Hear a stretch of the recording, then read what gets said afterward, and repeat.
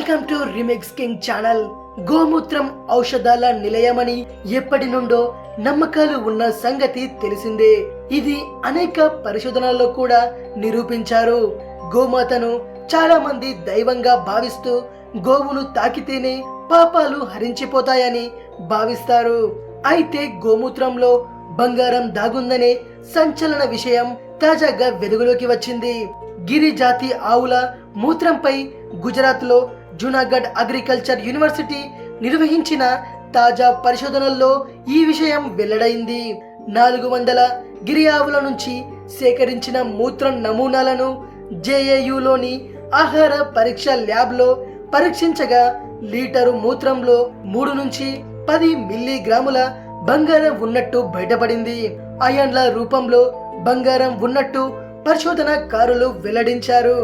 గోమూత్రంలో బంగారం ఉంటుందని పూర్వీకులు చెప్పగా వినడమే తప్ప ఇంతవరకు శాస్త్రీయంగా నిర్ధారణ కాలేదని, ఈ విషయాన్ని తేల్చేందుకే తాము పరిశోధన చేపట్టినట్టు గోలాకియా తెలిపారు.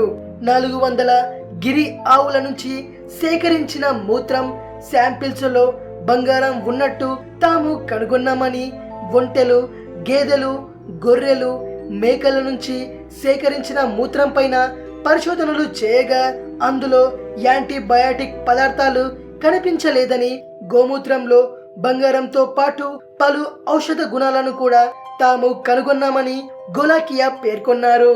అంటే మనకు తెలియని ఎన్నో అద్భుత విషయాలను మన పూర్వీకులు ముందే కనిపెట్టారన్నమాట.